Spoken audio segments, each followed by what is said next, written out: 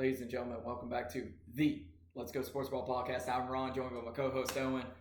Finally. We're finally back. It has taken so long. And we had a little bit of an extra week. We had some technical difficulties. Yeah, because we got some new microphones. Yes. These just might work better. Hopefully. Better than the last ones. We can move our hands around a little bit, so I can go like this. Oi. Stuff like that. And I can still do this.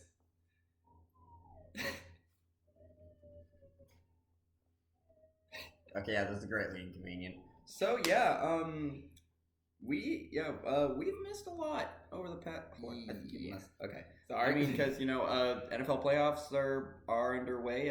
The wild card rounds are already done. Yeah, currently Texans and Broncos are playing Texans and Broncos. Boy, Texans and Patriots. Patriots, thank you. Yeah, Bills and Broncos played last night. Yes. So, let's just jump into this stuff. Let's start off with some baseball. Starting off with some baseball and some unusual type thing, I guess you could say.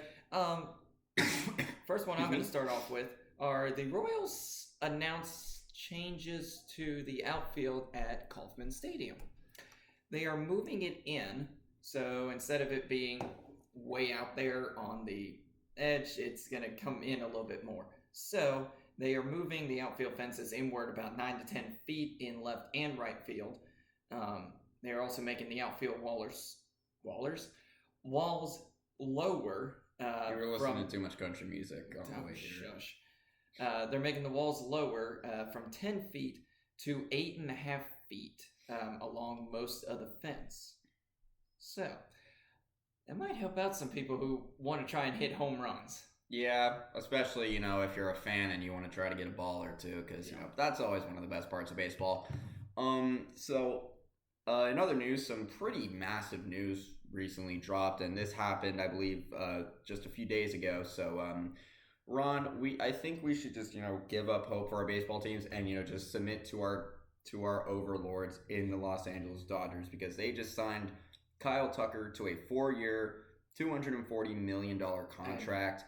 That is insane, but And he was a top free agent at one point, or this season, so that's pretty big. I mean, it's going to help them out. Yeah, I mean, as if they need any more help. Yeah, I mean, at this point, it's just you're sticking a star with more stars. I mean, and I'll be honest, I really am just, even though I hate the Dodgers, I really am getting tired of people being like, oh my God, they're cheating. Oh my God, they're ruining baseball. It's like, buddy, why isn't your team paying them then? Yeah, players. Look at the Rays, for example. They don't pay people as much money, even though they probably, I don't know our cap situation, but I'm sure we could, move around some money. But no, instead, we have to watch other teams pay a bunch of players. I mean, look at the Pirates. They don't make big payments. Nobody makes payments except for the Dodgers because they're actually willing to, do it. I mean, there was a big problem with the Lightning back in 2021. I mean, everybody was complaining, oh my God, they're over the salary cap. Oh my God, they're cheating. No, because first of all, the Lightning didn't break any rules. Second of all, we voted against it. The Lightning voted against that loophole. But they were okay, and they heard it was okay, and they're like, all right, screw it, let's use it. And we won the cup that way, and our team was absolutely stacked. I'm saying we I'm part of the damn organization, but you know what I'm trying to say.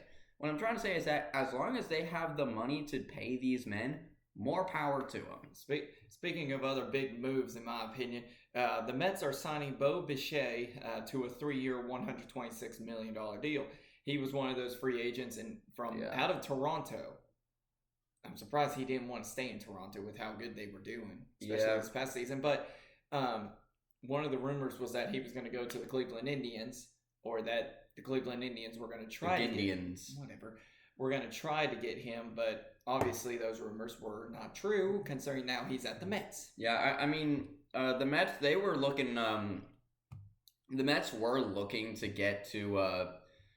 They were looking to get Kyle Tucker, but since they weren't able to get him, now they're basically like, all right, let's get another fantastic talent. But And like another really big signing, and this happened back on the 10th. Okay, we're hooked. Sorry, something else. The Chicago Cubs signed Alex Bregman to a 5-year, $175 million deal. So that is pretty big for Chicago. I mean, they weren't optimal last season. I mean, because after they fell in the postseason, but I mean, Bregman, he could definitely help them out. I think he's a very good baseball player. So yeah, and I mean, hey, man's getting paid. Yeah. Jonathan Loaisiga. I think that's how you say his name. Some guy named Jonathan. He has signed a minor league deal with the Diamondbacks. He also has a teammate in Nolan. Oh my gosh, what is with me in these names today? Are you okay? Nolan Arenado. He was traded from the St. Louis Cardinals to the Arizona Diamondbacks, so he will be the teammate. And the Cardinals will also pay $31 million of Nolan Arenado's remaining $42 million salary with the Diamondbacks. So excuse me, I switched it up. He's going to the Diamondbacks. So if I said that incorrectly, but yeah, it's gonna be huge. So there was there's a pretty big trade recently, and I believe it was kind of like a multi-team trade, but I just managed to get the two big faces of said trade, and this trade was between the Los Angeles Angels of Anaheim and your Tampa Bay Rays. So and and the Cincinnati Reds. Yeah, who cares about the Reds? So the big things that happened in this trade were Rays legend Josh Lowe going to the Angels, and Gavin Lux of the Cincinnati Reds coming to Tampa Bay. Now, I'll be honest, it does suck that Josh Lowe is gone, but I mean, I believe this had to happen. Again, I'm still trying to get into baseball, but oh wait, you go on ahead. Tampa Bay also got. Try not to get my hair all over the microphone. As well as infielder, outfielder Gavin Lux. They also got right-handed pitcher Chris Clark, and Cincinnati acquired left-handed pitcher Brock Burke. I don't know specifically which team Brock was from. I think he was from Los Angeles. If I'm thinking correctly. Of Anaheim. Yes. I mean, I guess Gavin Lux, he's a solid player. My biggest concerns with him is the fact that he is pretty inconsistent offensively, and his defensive play has kind of taken a dip. And I do believe he had some kind of surgery recently, but I don't remember. So so I'm hoping that he'll be able to help out the Rays because they suck. Y'all are gonna need it. I'm going to be very delusional. We're going to the World Series. We go 9-8 Super Bowl. So going from one Florida team to another Florida team, the Miami Marlins and the New York Yankees have made a trade. So the New York Yankees received left-handed pitcher Ryan Weathers. Miami receives New York Yankees number 15 prospect outfielder Brendan Jones. Their number 16 prospect outfielder Dylan Lewis. Two infielders in Dylan Yasso and Juan Matthews. So those are what Miami gets in return. It is. I don't know if Ryan Matthews was worth all those players, but yeah, I mean, at the end of the day, if you're trying to make a trade for a guy that's probably pretty good for your team, and they're giving you their top prospects, they're giving you fantastic players, and and you're probably getting more out of that deal. You don't even blink. I think a good example of this. Last year in the draft when Cleveland ended up getting trading down, and they got a fantastic player and stuff like that. So I mean, trading for them prospects it's not a bad move, especially for the Marlins, who they're trying to build to the future. They're trying to build in the future because they were not bad this year. They weren't amazing. Like they weren't going to knock your socks off, but they had some decent play, and they were starting to look like they were going to go places. So I'm liking what Miami is doing so far. So a few more stuff that I've got. The Rockies are signing Willie Castro to a 2-year deal. Don't have any money on that one. Victor Caratini, he's heading to Minnesota on a 2-year deal from I believe that's the Detroit Tigers, I think is the uniform. It does look like the Tigers. It's either that or the Astros, but I can't tell from there. Yeah. And then, angle. Of course, former Tampa Bay's. Your Tampa Bay Rays legend. Now Braves infielder Hong Seong Kim. Hong Seong. Okay, no, it's just you said Hong Seong Kim, and I'm like, Hong. But Kim sustained a hand injury and underwent surgery to repair a torn tendon in his right middle finger. His expected recovery time is about 4 to 5 months. How did he flip off for that? Damn. I don't know. All right. But final one that I have is Ryan Presley has announced his retirement. He has played for the Minnesota Twins, the Houston Astros, and the unforsaken Chicago Cubs. Unforsaken? Yeah. Oh, right. Yeah, but he that was 10 years ago. He played 13 seasons. He is a 2-time All-Star, and he closed out the 2022 World Series for Houston.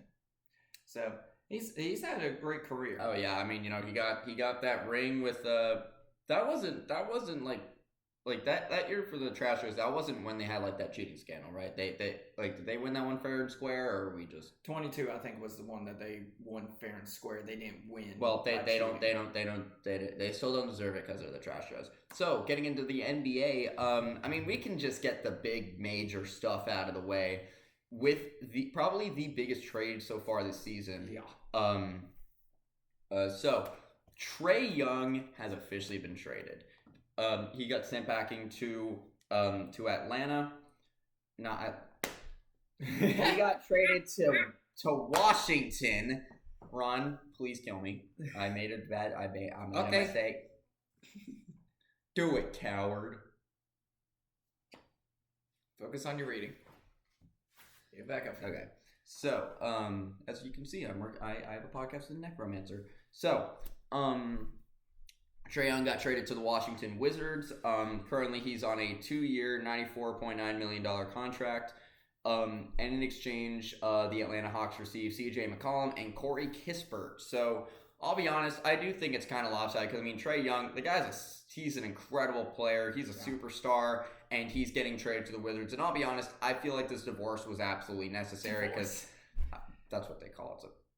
That's what they call it sometimes. But, like, I don't blame them for having to trade him because, I mean, at the end of the day, Trae wanted out. He wanted a fresh start, and when your superstar is asking, "Hey, is basically saying I don't want to be here anymore," there's not much you can do besides appease your great king. So, like, I mean, they don't have a choice. And I mean, CJ McCollum isn't a bad player. He's pretty good, and I'm not familiar with Corey Kispert. I don't know his game.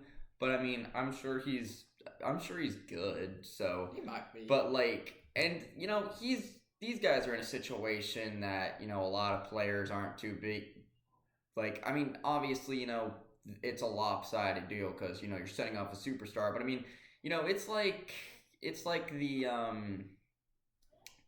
I don't know. You're stuck being like the Anthony Davis of the trade, and that kind of sucks. But So, yeah, I mean, obviously, Trae Young, he wanted out, and I did hear that he was also looking to get an extension with the Wizards, like he wanted to get that extension after he got traded. So, yeah. So, what do you got? Also, kind of not surprising considering how this guy has been treated. Yeah. Not saying he's been treated badly. And I don't want it to sound horrible. But Golden State's Jonathan Kuminga has demanded a trade away from the Warriors as he becomes eligible to be moved Thursday. And this was as of few days ago, so the next upcoming Thursday. He has not touched the floor in the past 13 games and counting. I don't know if I still have yet to see him on the court. And formally wants out of Golden State. I can understand that, considering how, like, I know he's on Golden State. I know you got Steph Curry on the team. Yeah. Draymond Green, forget about him. He's just a fighter. But I mean, it's one of those they may need him. He's a great player. It's you gotta get. It's got to be a little bit more. So, but we'll see. Yeah. And on that one, I'll let you talk about it. So, Ron, before we get into this, I just gotta know: are the Grizzlies, in fact, fine in the West? No. Exactly, they've never been. And they're about to be worse off in the West because, for the first time, the Memphis Grizzlies are entertaining offers to potentially move two-time All-Star Ja Morant ahead of the February 5th NBA trade deadline, sources tell ESPN. So, I'll be honest, I saw this one coming from a mile away because at the end of the day, he's not worth the on and off court stuff. Look at 2023.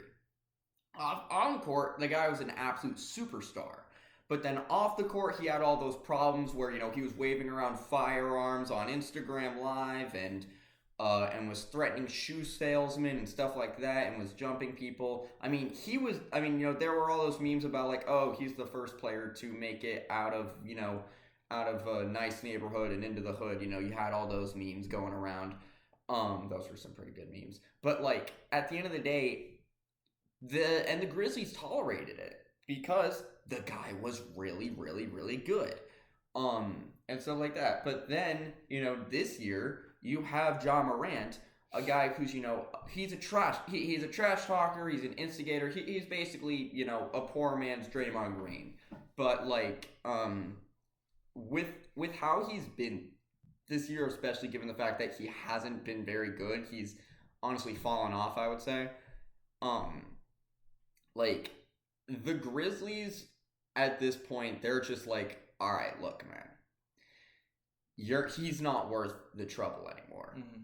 And again, there are plenty of athletes that, people are willing to keep them around, even if they're a colossal ass, because they're fantastic. I mean, there are so many examples, like Sean Avery. That guy was known for being a colossal prick. Mm-hmm. Like, he would make all kinds of disgusting comments, and there was that viral video of him looking at a fan and being like, what, they don't got a dental plan at work? That was pretty funny.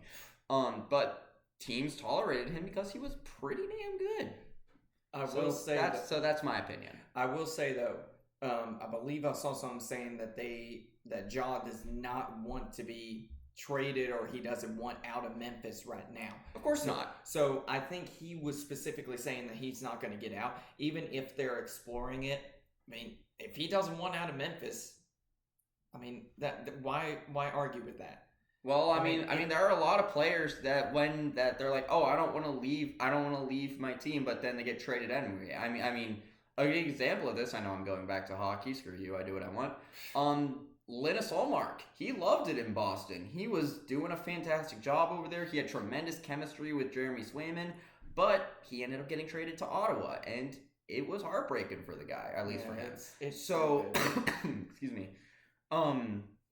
So at the end of the day, even if a player doesn't want to get out of there, they're gonna have to do what they have to do, even if it means and that's the first rule of being like a GM in sports, is that when the time comes, when it's when push comes to shove, you gotta do what you gotta do, even if it means breaking a few hearts or pissing off the fan base.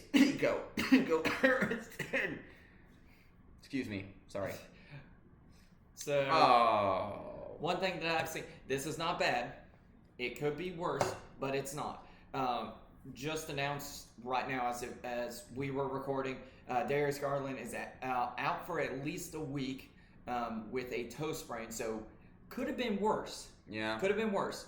I thought it was going to say out for a season, but it says out for at least a week. I saw out for, and I was like, Please no. But even without Darius Mobley or like even if we have them on the bench, you can see that the Cleveland Cavaliers still can do good. I mean, they're not their strongest. They haven't been good. But they haven't been as good, but they've been solid. They've been a solid squad. I mean, they had that comeback win over Philly where fantastic play by Mobley to like fake him out and then dunk it in. That was incredible. Dude, those throwback jerseys are so sick. Oh, I know. We gotta get some. Like you get a Mitchell, but they don't have a Mobley, so I'm sad. I'll get a Garland. I'll live with it. So, continuing on, what do you got? Last one that I have is the Los Angeles Lakers have finally signed or are signing guard Kobe. Not that one. No. Kobe Buffkin to a 10-day contract. He was originally on to attend a contract. 10-day contract. Oh, I thought you said to attend a contract. I'm like, how does one attend a contract? No. You're like, look at all the paper. Sorry, that was rude. But he has been on the Lakers South Bay NBA G League affiliate and spent some time with the Grizzlies this season as well. So at least getting him onto your actual roster should help out a lot more when they need it. And with that, let us get into the fastest sport on ice. In my opinion, the greatest sport of all time, go Sportsball, the NHL. So, getting things started here. Some pretty big news recently came out that you should like and subscribe to the channel with notifications on. Oh my God, I'm so good at marketing. I am so wonderful at it. Good job. I get a candy later. I could go to Wall Street with this whole thing. I could be a millionaire with how I just advertised.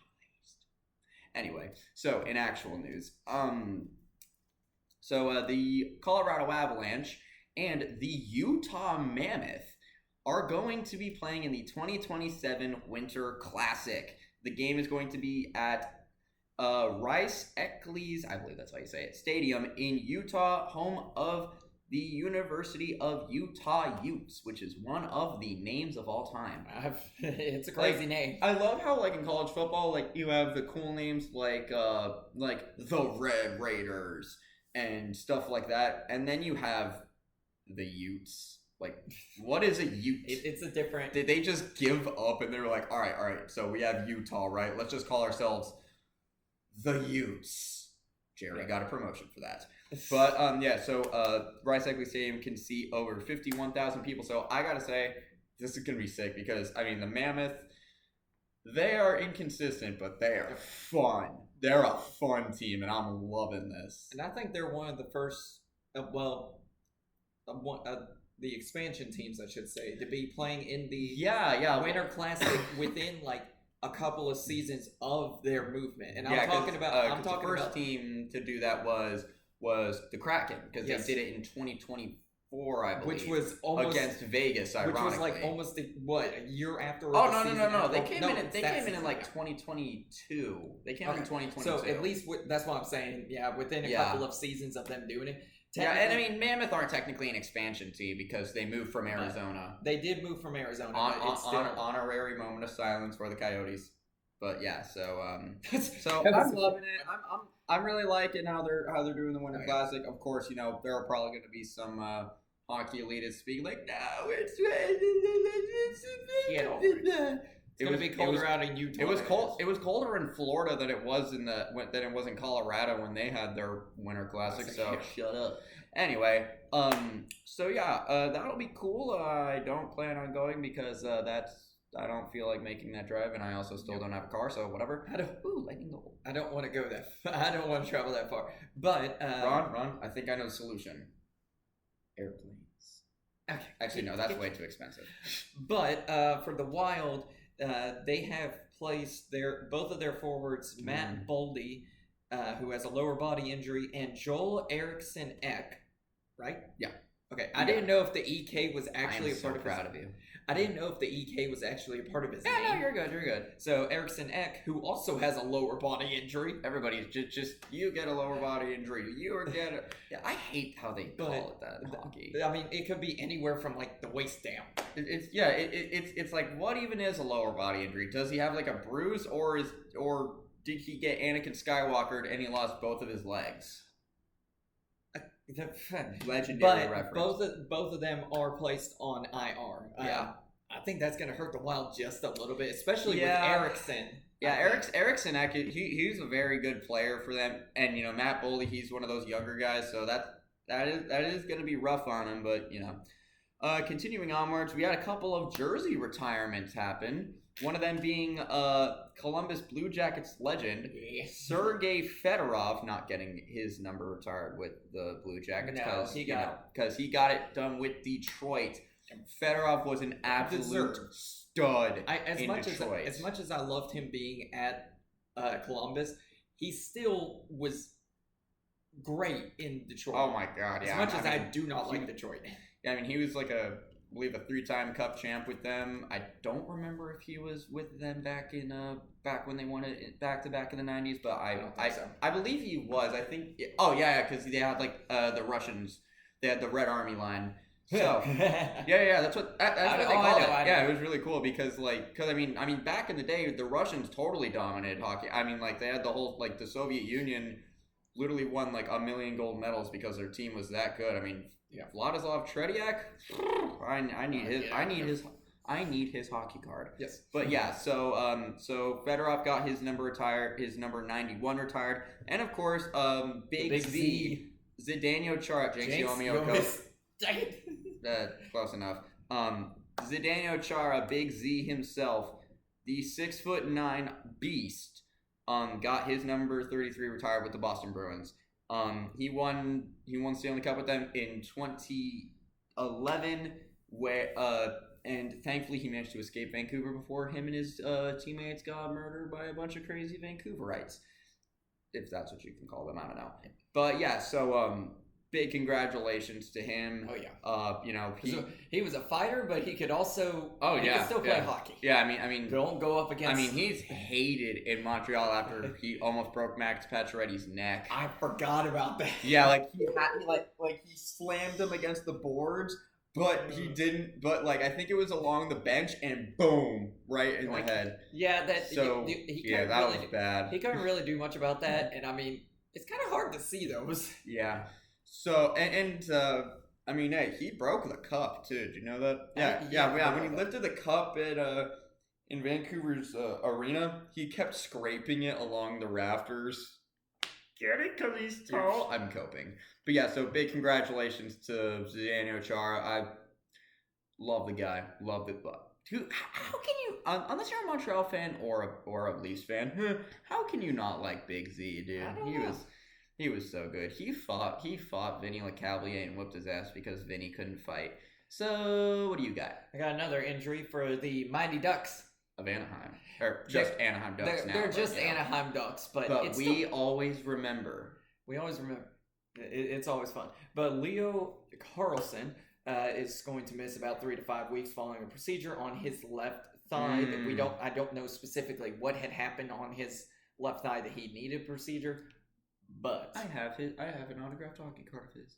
Nice. But yeah, so that that's probably gonna hurt the Ducks a bit, but this is something that honestly is not gonna hurt the Lightning too much, and it hurts to say, but so somehow Braden Point avoided a serious injury after a game in Philadelphia, where if you don't know what happened, he after he scored a goal, ironically, a Flyers defenseman fell and his leg kind of bent to the left, but it wasn't as bad, but it still looked like it hurt. He had to be helped off. A knee is not supposed to be bent. It's okay.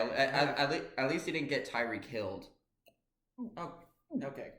But yeah, so he's going to be week to week. I don't know if he's going to be returning for the Olympic run, but I mean, it does, at this point, I would say it's probably not going to be. It does hurt to see that, and it also hurts to say that, that it's not going to hurt the Lightning too much because he hasn't really been that good this year. I mean, he's been kind of not great, but it's fine. It's fine. My glorious king, Brandon Hagel, has taken his place. So, yeah, so that sucks. But at the end of the day, I'm glad that he managed to avoid serious injury because that could have been really bad. That would have been really bad. That could have been really bad. Also, Lightning legend Steven Stamkos is climbing the NHL goals list as he has passed Yari Curry, one of the greatest players of all time and Oilers legend. He passed Yari Curry for the 21st on the NHL's all-time goal scoring list. Stamkos he's the greatest player of all time. Who the hell is Wayne Gretzky? His brother Brent carried that record. I'm kidding, of course. Brent Gretzky, also a Lightning legend. Danbury Trashers legend. That one's for you, Mike. Stop it. Stop trying to hit my hand. But also, I will say this. You know how you were talking about the Blue Jackets and their new head coach? Yeah. How he was old? We are still undefeated since we hired him. Oh, yeah. We didn't get to talk about that. Yeah. Rick Tocchet is in as their head coach now. And I got to say, we didn't talk about it because last time we tried. Tocchet? Yeah. Bonus. I am an idiot. That's why I was like, Tocchet. I'm an idiot. Rick Bonus. I don't know. Everybody's name is Rick. Yes. Richards. But yeah, so Rick Bonus. Damn it. Rick Bonus is in as their head coach, and they're doing really well. And this is why I don't know what woke him up. I mean, I don't know. This is the reason why I was actually excited to see Rick Bonus come in as their head coach, because Bonus has a lot of experience under his belt. I mean, he's been a head coach in he's been a head coach in the NHL since like the 80s. Yes. Also an assistant and associate head coach for your Tampa Bay Lightning. But you had your skepticism last time.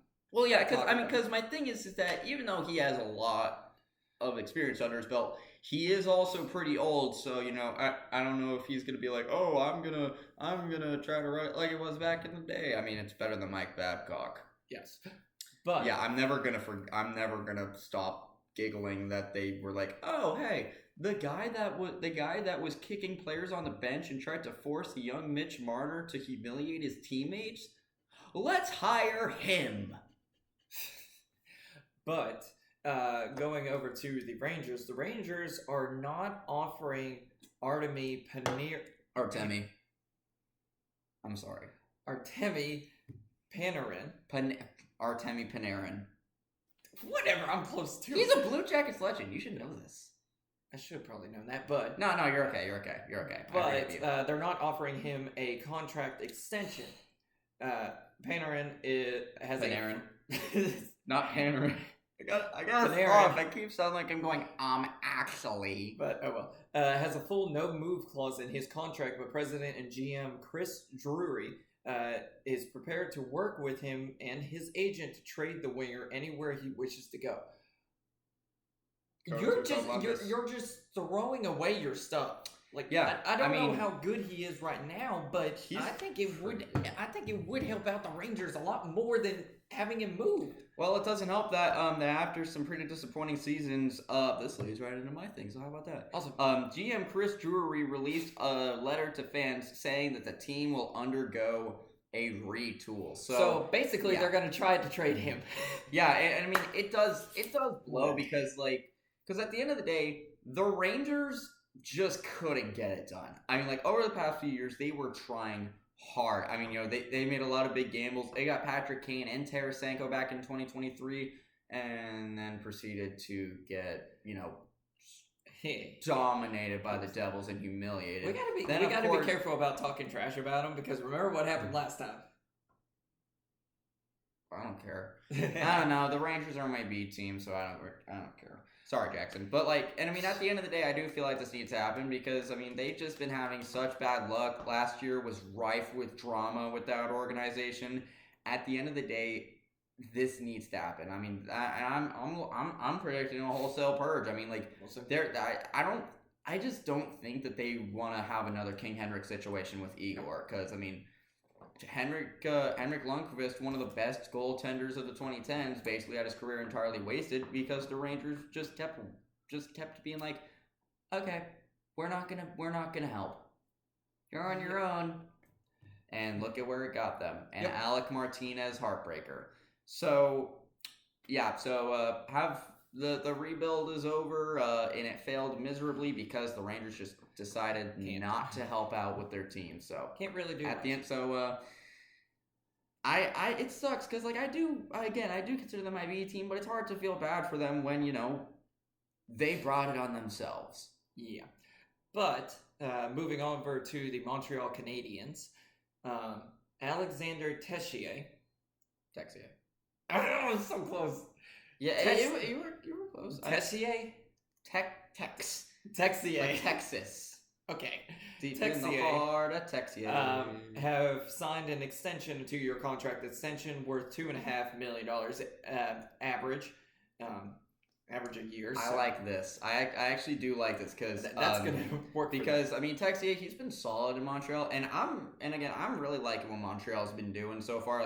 They're building a very solid team and stuff like that. And I do predict they're gonna go on a run soon because if Hudson keeps playing like a beast, if Demidov is still for real, I got some good Demidov cards.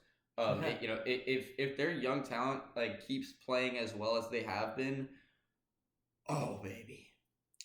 But yeah, so there's been a lot of crazy stuff, and so let's get into let's get into the big stuff of this video in football. Yep. Let's talk some football. I got a couple of things out of college football. First off, Ryan Staub, who is an ex-Colorado QB, has revealed where he is transferring to.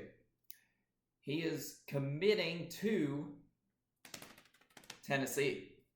Rocket time. He is transferring from Colorado. He also visited Cincinnati, Kentucky, Ohio State, and Liberty before committing to the Vols. He is a former 3-star prospect who is considered to be the number 36 ranked quarterback in the class of 2023. He held offers from SMU, Arizona, and others before committing to Sanders and the Buffs. He appeared in 3 games as a freshman, throwing 254 yards and a touchdown before throwing just 4 passes throughout the 2024 campaign. In 25, he had a career high of 427 yards and 3 touchdowns, but also threw 4 interceptions in 4 games. He entered the portal last month after Colorado finished the season with a 3-9 record. I'm just Joey Aguilar. Y'all need a quarterback. I'm sure we'll get somebody, but I really I hope Ryan Staub just wasn't in a good system and that he'll be magically good and we will go 9-8 national championship. We'll see. We go 9-8 Super Bowl. But Oklahoma quarterback John Mateer, he did. I love how now with the NIL, this makes me so mad. It says he signed a deal. He didn't sign a deal. He's returning back to Oklahoma. So at least he's trying to make another run and hopefully get a little bit higher in the playoffs. A little bit higher in the draft. Yeah. For the NFL. It's not a bad move. But all these sources that we're getting them from, and I'm not specifically saying what sources, the sources that we're getting them from, you need to word it a little bit better. You cannot word it as he signed a deal. He did. But yes, he did, but he's technically staying with the school. He's just signing his name, image, and likeness. Yeah. That's it. Well, with that in mind, I should probably reword this. So Tennessee, wide receiver for your Tennessee Volunteers, Braylon Staley is staying with the Volunteers for the 2026 season. The 2025 SEC Freshman of the Year finished 6th in the SEC with 806 receiving yards and 67.2 receiving yards per game. I'm loving it. No. Sorry, we haven't made that joke for a while. Yeah, I wish you just stop. I don't like it, but 8, 9. Okay, I don't know. I know that's a very common way to screw to mess with the youngsters. But yeah, so I'm loving this move by Tennessee. To keep Braylon Staley. He's an absolutely incredible wide receiver. Y'all need love him. That guy. He's doing great. If he would have left y'all wide receiver room, would have been skyrocket. Yeah, especially because Brazel's going to going to the draft. So. You saw that coming. You knew that. Yeah, of course. So, in other news, this is going to be huge. This is going to be huge. It's going to hurt the draft. This is going to be a huge L for one team in particular. Oregon quarterback Dante Moore has announced on SportsCenter that he's going to be returning to Oregon next season. So, I mean, here's the thing. I do get why he's doing it. You know, he wants to try to get, you know, a little more development, and that's never a bad thing. But yes, it's a risk because, you know, you are risking like possible injury and stuff like that by staying in college. But I mean, at the end of the day, I mean, I do think it's a solid move, but that does not change that the biggest loser of this are the New York Jets. They wanted to get Dante Moore because there's no way Las Vegas is going to let them trade up to get Mendoza. Yep. And so they are basically I mean what other quarterbacks are there even to get? Because let's be honest, the quarterbacking class this year kind of blows because the only quality one is Mendoza, and he's looked at as number one. Then the other ones you have are Simpson and Nussmeier and Beck and Aller and Klubnik, who, outside of maybe Ty Simpson, you could argue have all been, and maybe Carson Beck, pretty much a lot of the quarterbacks have been mediocre at best and disappointing overall. I mean, Nussmeier and Klubnik, they were looked at as some of the top quarterbacks of college football going into the season, and they were not good. So I don't know. Nussmeier did start off really good, and then he just kind of fell off a little bit more. Klubnik kind of didn't get that jump to it. It looked like he was going to start out really good at the beginning of the season, and then kind of lost it. Hypothetical win for the SEC. But you also look at Carson Beck, I would say. Carson Beck, the only reason he's considered one of the top quarterbacks right now is because of where he's standing in the playoffs. Fair enough.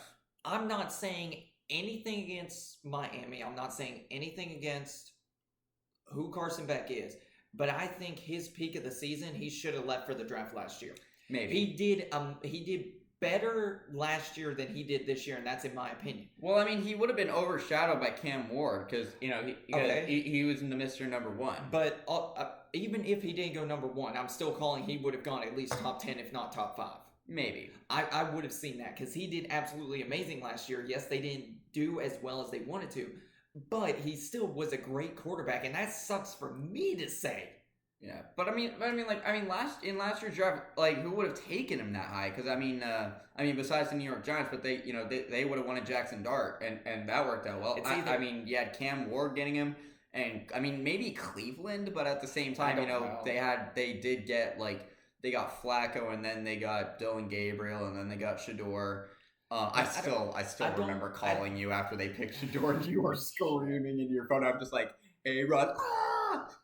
But I will say, I mean, it doesn't matter what it would have been last year. I still think he would have done a great job. I don't know who would have gone him, even if he would have dropped some. But that's fair. I mean, and outside of that, like, I guess I could see the Jets, like, maybe picking him or Simpson. Like, I mean, who do you think would go higher? Do you think Ty Simpson would go higher or Carson Beck? I would probably say with where he is in the playoffs and how Miami has done, I would probably have to say Carson Beck. Yeah, obligatory middle finger to Alabama. I can't really say much because Ty Simpson, yes, he's done good, but then they start looking at the latter half of his, the latter half of the season. Fair enough. And it's not standing out to him as much. He's not getting that edge over Carson Beck right now. That's fair. And I mean, another college football team that's been getting absolutely gutted right now is unfortunately Auburn, because they've been losing everybody. They lost their star quarterback Jackson Arnold to UNLV. Yeah, he's really okay. I mean, they lost Ashton Daniels to Florida State. Move on. They lost cornerback Kayan Lee to your Tennessee Volunteers. I mean, they lost pretty much like most of their wide receivers. They lost 5 wide receivers. They lost 2 running backs. They lost a good half of their O-line. They lost 2 linebackers, 4 cornerbacks, 2 defensive linemen. I mean, they are getting decimated. And honestly, I don't blame them because Auburn's basically been a bottom feeder, and it hurts to say because a friend of mine goes to Auburn. Hi, Braden. But like it sucks because like because I've never had a problem with Auburn. I know that they're an SEC rival, but I mean, at the end of the day, I mean, it sucks to see. I mean, former home of Cam Newton deserves better than this. So, I mean, yeah, but a team that has been getting a lot of pretty good commits, in my opinion, is Tennessee. I mean, they got Tulane transfer edge rusher Jordan Norman. They got starting safety from Michigan, T.J. Metcalf, and he's committed to Tennessee. He recorded 58 tackles and 4 pass deflections and 1 interception. That wasn't during the Ohio. Could not do anything against Ohio State. I thought no, because I was gonna ask, didn't he get like that interception during the game? No, that was somebody else. But yeah, so somebody else. That's what I'm saying. He didn't touch a single player. I'm really like even though yes, he didn't do anything against the Ohio State nutbags. I'm liking what Tennessee is doing. Okay, like I know that they aren't anywhere close to a national championship, but I don't know.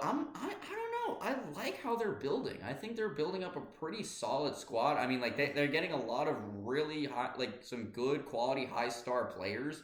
I mean, I'm just gonna say this: we go to the national championship. We go 9-8 Super Bowl. We are going to shut out the Ohio State Buckeyes 1,000,000 in the first round, and we are going to rule over Neyland North. If you can't tell, You still can't claim it, Neyland North, because y'all got your asses handed to you. Okay, so we will lose the title of Columbus South. One of these days we should go. One of these days we should go. Like we should just get shirts made where yours is Neyland North and I'm Columbus South. It wouldn't be. That would be funny. It'll be the shoe down south. Columbus South is funnier because it kind of works, but whatever. But moving on. Frankly, my dear, I don't give a damn. But, of course, the college football national championship has been set with Ron wanting a meteor to hit the stadium because Indiana and Miami are playing. They're going to be playing in Miami, I believe this weekend. No, tomorrow. So, tomorrow? Yeah. Oh, it's tomorrow. That. So, excuse me. So, Ron, what are your thoughts? Besides, I want a meteor to hit the stadium and Fernando Mendoza's overrated and all that malding stuff. I don't know. I really don't have anything to say. Other than they got help. Why do you say that? I mean, yes, they did. Bro, Mendoza's literally had more touchdowns than incompletions. The man is an absolute stud as a quarterback. How many passing yards has he had? I don't know. I don't have the stats. Hold on. Exactly. Yeah, I don't have the stats up right now, but exactly. He's had a lot. I know that saying had more than him.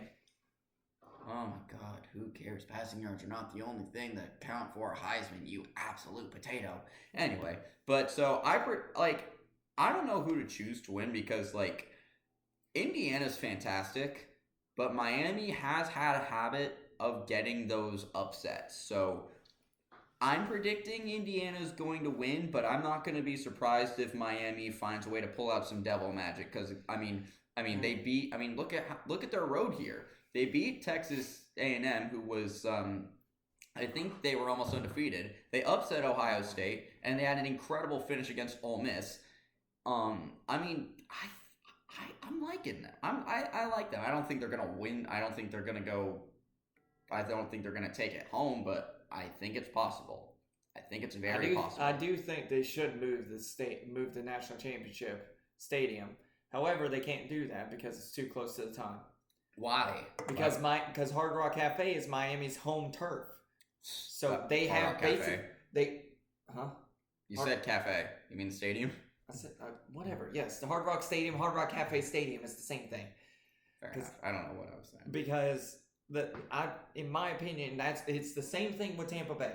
And I told this to you right to your face before.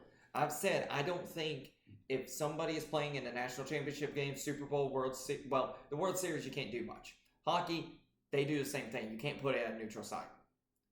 But for at least football, if you're going to put the national championship somewhere where it's supposed to be a neutral site, if the two teams that are supposed to be there, one of them has it's their home field or their home stadium, move it to a different one. I don't know, because, like, I mean, here's the thing, because a lot of the time it's set in stone. It is. And having to, like, and the thing is that, like, so say the national championship is at the shoe. Say it's in Ohio, and Ohio State makes it. But, they have the shoe set in stone like a year ago. It's going, like, there's a lot that they're going to need to do to transfer that over to transfer the national championship to another stadium. Because not only, are you going to have to do a lot of, like, paperwork and stuff, there's also merchandise you're going to need to change. Okay. There's also a ton of, like, branding stuff you're going to need to work on. Advertising, stuff like that. A lot of stuff is going to need to change. And it's like, you don't, like, they don't know who's going to make the national championship. I don't know. I don't agree. But that's just me because it just feels, and you saw what happened with Tampa Bay. They won. So I would have said if it was that neutral side, they remind me who the Bucks beat in that Super Bowl. I just want to make sure. Kansas City Chiefs. Okay, moving on to the NFL. Oh, they didn't have an O-line. No, okay, well, maybe score a touchdown first. Anyway. Moving on to the NFL. Sorry. There's a couple of things going on. The Packers have extended Matt LaFleur. I'm surprised, honestly. Well, I'm not. I mean, yeah, they haven't done that. He hasn't done that good this year, but he's still a great coach, and I think he's the best. Your mic's still on, right? Okay. Yes, it is. Yeah, so if you see us, like, looking down like this, it's because we're making sure the mics are on, because that was a problem last week. We're getting near the end of the episode. Yeah, we don't want to, like, I still think that Matt LaFleur is the best suit for this, like, the best coach for this team right now. That's fair, honestly. He hasn't done anything to make him seem that. They still made the playoffs, even though it probably wasn't where they wanted to be. Yes, they lost in the first round, but it was a tough battle. Chicago came out of nowhere and just decided to be a good team. Yeah, I mean, I'm liking Chicago this season. I'm not gonna lie, especially because, because my Bucks didn't make it and the Bills lost yesterday. Y'all almost made it. If it weren't for the Aints. If it weren't for the Panthers. Yeah, no. I meant, like, if it weren't for the Aints losing. Yeah. But yeah, and of course the Bills lost. So I'm cheering for the Bears now because my dad liked the Bears back in the day. I'm rooting for whoever is in the AFC. Which right now it's. What's your beef with the NFC? I'm just always rooting for the AFC in the championship. That's fair, honestly. Because my team is in the AFC. Oh, right. I forgot. The only one that I haven't rooted for in the AFC was whenever Pittsburgh was there. Whenever New England was there with Tom Brady. And whenever Cincinnati made it. And Kansas City? Kansas City, I just gave up with those. I was like, I give up. I'm not rooting for either one. It's just like, can they both lose? Wait, so you didn't root for the 49ers in the Super Bowl? Oh, no, I did. Oh, okay. But I didn't. No. Anyway. That was when Baltimore was there. Oh, okay. Okay, so let's... The 49ers are in the AFC. Or NFC. So, I got my conferences mixed up. So, the Tampa Bay Buccaneers have been cleaning house recently. They fired offense coordinator Josh Grizzard. Thank God. They fired their quarterbacks coach Thad Lewis, special teams coordinator Thomas McGaughey, I think is how you say his name. Also, thank God. I don't know. It's names are confusing. We're both bad with names. Kevin Ross, their cornerbacks coach, and Charlie Strong, their defensive line coach. I think you've lost about every single coach except for your head coach. Yeah, well, the Glazers are like, no, guys, it's okay. Todd Bowles is a good coach, even though he sucks. I'm just giving up. I think Stockholm Syndrome is going to take hold soon. But I've been hearing a lot of names coming up for the offensive coordinator position. One name that I honestly am loving. Mike McDaniel. Mike McDaniel being our offensive coordinator would actually be peak because, I mean, because here's the thing. A lot of people have been saying, oh, it was Baker's fault. Oh, it was the receiver's fault. Egbuka's overrated. First of all, Egbuka's a rookie. All right, like, yes, he had some really good games at first, but he's a rookie. He's a kid. I was going to say Mike Evans was the same way. Well, yeah, and also he was injured most of the year. Yeah. So it's hard to blame guys like him and Godwin. a lot of our team has been injured. Like our O-line was injured most of the year. I mean, it took forever for Wirfs to get back. Yeah, and then he scored a big man tutty, the greatest thing ever. Somehow. And of course you had, a lot of our defense gone. I mean, guys like Cansey were gone and stuff like that. Then, of course, Bucky Irving was out most of the year and stuff like that. And we had to deal with like a suboptimal Rashad White, and Sean Tucker at least made a name for himself. Yeah. And, of course, Baker Mayfield was dealing with injuries. Like his non-throwing hand was really messed up. So at the end of the day, like, I don't like, and also, it's offensive coordinating. They make the calls. They're the guys that are like, hey, you need to run this play instead. Like, oh, yeah, let's do another million screen passes, as if they haven't been picking that apart the entire season. So I think OC definitely needs to be filled by somebody good. And Mike McDaniel has been pretty solid as an offensive coordinator. He may not have had the best chops as a head coach, but I did see that the Bucs interviewed him, so I'm very hopeful. I am extremely hopeful. I really, really would love to see somebody like him in as our OC. I've seen a lot of other names that I'm not too hot on, but I don't know. We'll have to see, because I need some good offensive coordinating, or else I'm going to be dead inside. Well, moving on to a former Browns head coach, Kevin Stefanski is being hired by the Atlanta Falcons. I don't know how well that's going to fit. I mean, a lot of different sources are saying that it's a good fit for him. I even seen some say that he needs to go to Baltimore. I was like, I don't know about Baltimore, but okay. Yeah. If he would have went to Baltimore, he would have been hated by Cleveland fans. Well, yeah, of course. Because, the Ravens are basically, like, the team that they hate. But, like, Atlanta, too, they were clearing house. They were cutting the heads off like it was the French Revolution. Literally got rid of their GM and their head coach. Yeah, their GM, I completely understand. He made some perplexing moves. Look at the past few years. Sorry to keep interrupting, but like, you get Bijan Robinson, which did work in my opinion, but at the same time, they had a lot more pressing needs, and they had a fantastic running back that year too. And then you get a wide receiver when you still need edge. Then you do an extremely confusing move and get Michael Penix Jr. as your quarterback, even though you just signed Kirk Cousins like 5 minutes ago, who didn't even know they were doing that. And you can say, oh, well, it worked out. This year, I don't think it did. Penix was a mess. If Kirk Cousins in the Big 25 and 26 was doing better, you're done. You're cooked. Go home and make a burger or something like that. Like, at the end of the day, you can't justify that. And then when you finally, get an edge rusher, you decide to go overboard and trade your picks, like your first round pick next year, I believe, is what they did to trade up to that position, in order to get another edge rusher. James Pierce Jr., fantastic product. Tennessee legend. But, like, if you go overboard like that, you're just screwing your team. Yep. So, yeah, I personally do not, I completely understand that. And with Matt Ryan, former legend for the organization, coming in as their football president, I hope things get better. Actually, I'm kidding. I don't, because it's better for my divisional hopes. Yeah, he's definitely going to help them out a lot more, considering he's been a former player himself. Well, that's a bummer.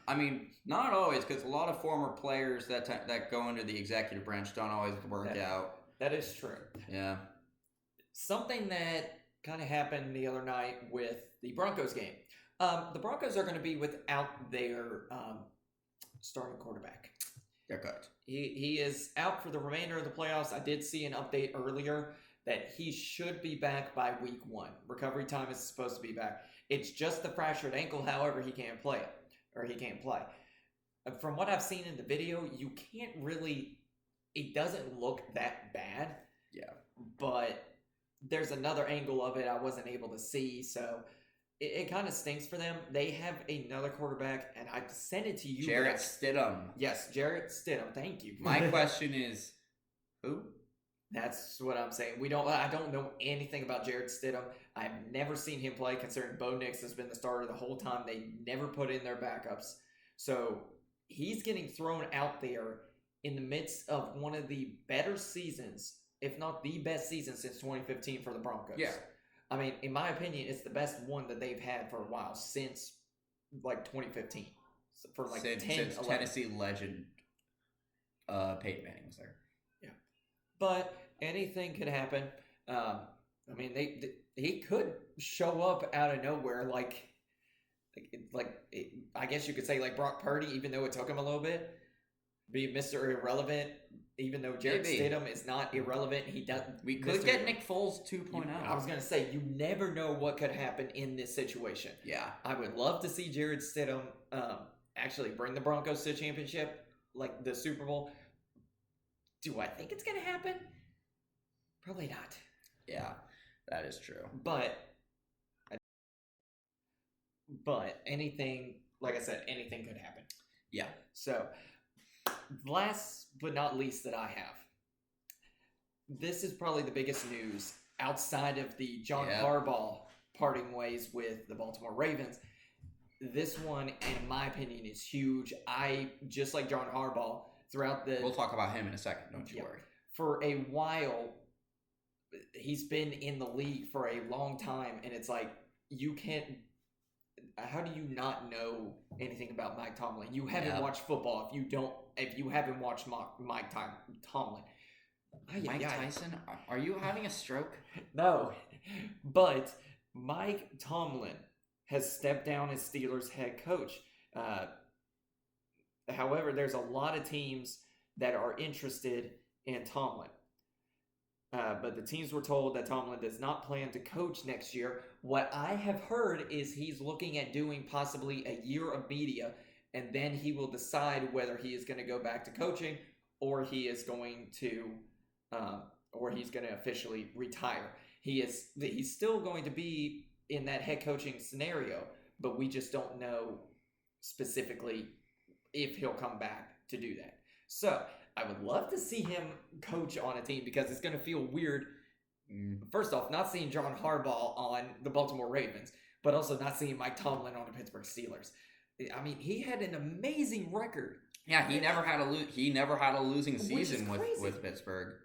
I mean, that kind of thing, that's extremely rare in a coach. Crazy. Like, hell, I'd even argue you don't see that ever. But like, I don't like Pittsburgh, but Mike Tomlin is a legend. Yeah, the great king of the Yinzers. And at the end of the day, like, as much as it does, like, oh my God, I can't believe he's gone. This needed to happen sooner rather than later. Because the Steelers, they've been treading water for like the past like million of years. Couple of seasons not having been Roethlisberger. Since at the very least, like maybe 2018 or something like that. Since they last won the Super Bowl, they've just been treading water. Yeah. I mean, like, and it doesn't help that Like, don't get me wrong, Tomlin's been amazing, but at the end of the day, you know, they needed a fresh perspective a while ago. They needed just anything.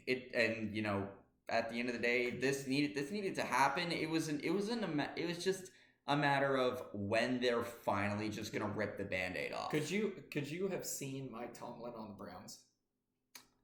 I don't know. It would be hilarious. It's like Aaron Rodgers just deciding to suit up for the Bears. You know, it doesn't feel right. You know what I mean? Because like Pittsburgh and Cleveland absolutely despise each other. Okay, that might be a good move. I'll cover that after we get done with the next two stuff. So I'll cover that. No, hold on. So what was his record that he had, and we'll cover that. His record was 193. 114 and 2.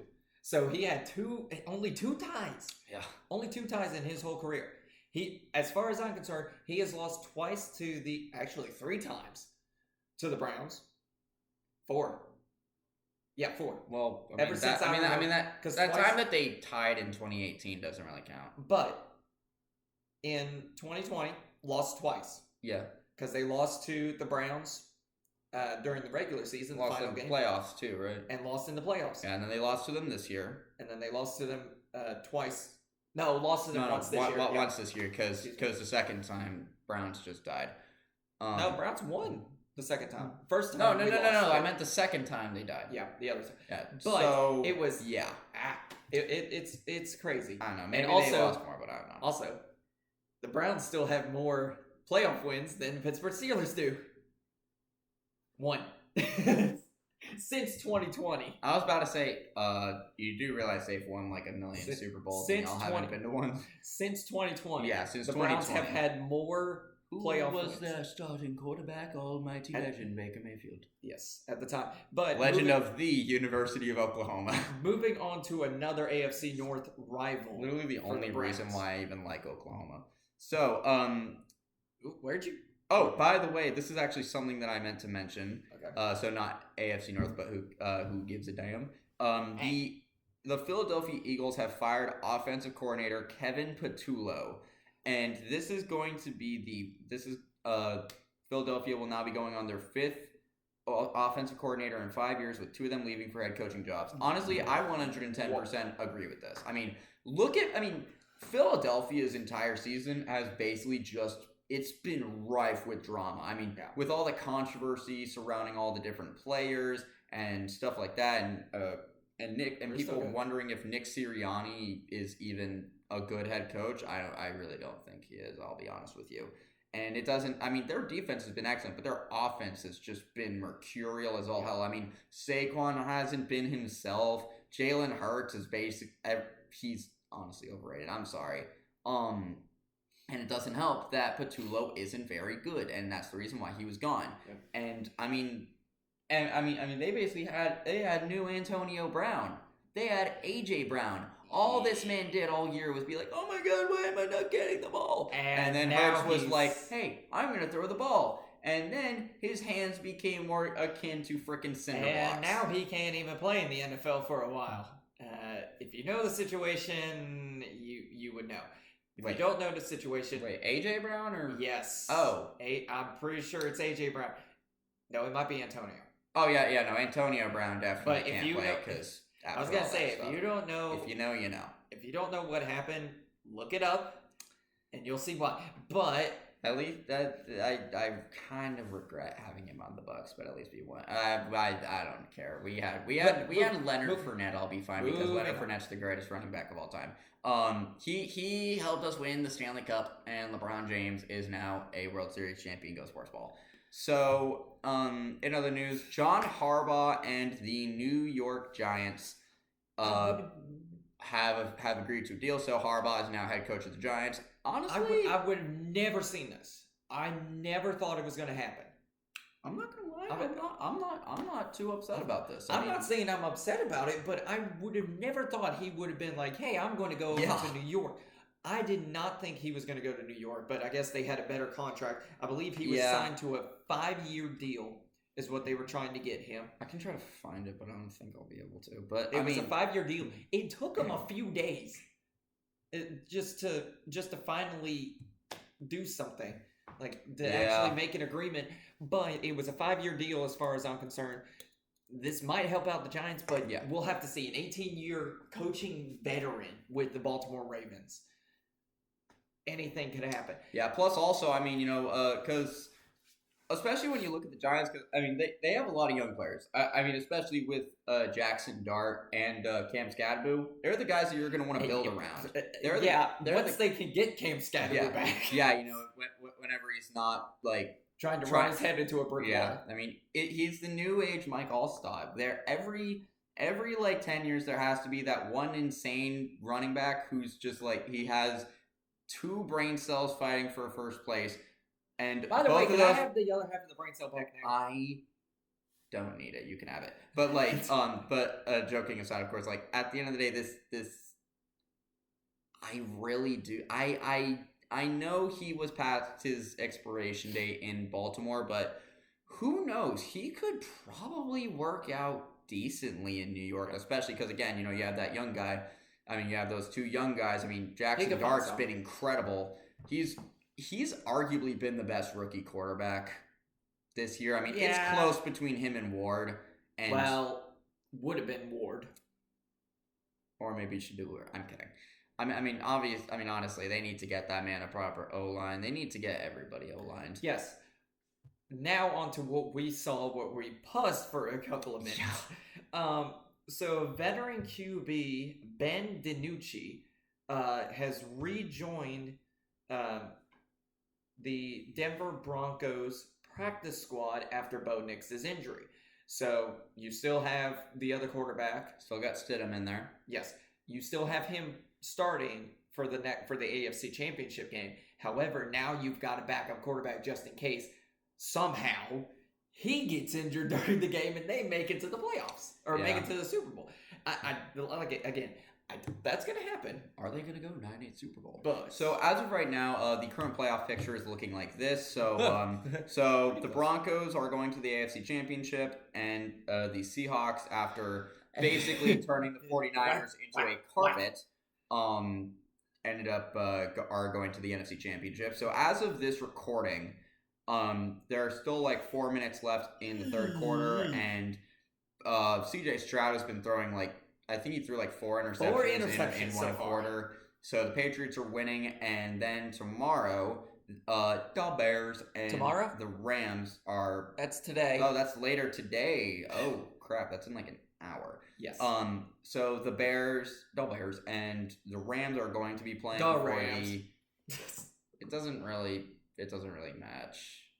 It kind of doesn't work. They're going to be playing for the NFC champion, the second team in the NFC Championship. So I think the Patriots are going to pull this one out, and I definitely think, and I think the thing is about the Bears and Rams is that the Rams have been pretty messy the past few games that they've been playing. I mean, they've been losing in some pretty humiliating fashion, and I do think the Bears have a big opportunity to take it all home. So I think it's going to be the Bears and the Seahawks in the NFC, and I think it's going to be the Broncos and the Patriots in the AFC. So hey, we're getting a bit of a vintage here. I could see that. I would say Broncos, and I agree with you maybe on the Broncos and Patriots. I'd say the Rams might actually show up this time. I'd say the Rams show up this time and they actually make it onto the NFC Championship again. And I don't know if I would see them winning over Seahawks. Maybe. Because the Seahawks have been a lot better. They've been I mean, Darnold is nursing an injury still, though. But I mean, with how amazing they've been, I mean, Jackson Smith and Jigba being fantastic. And Ohio State legend, yes. Sam Darnold's been doing fantastic and stuff like that. I mean, their team... they're very strong, so we'll have to see though. We'll give our Super Bowl predictions after the NFC Championship games have wrapped up. So the divisional games. No, after the NFC Championship. Oh, you're. Oh wait, saying... no. Yeah, when the NFC Championship games come around, I misworded everything. So that's why I was like, wait. I need some food. So thank you guys so much for watching.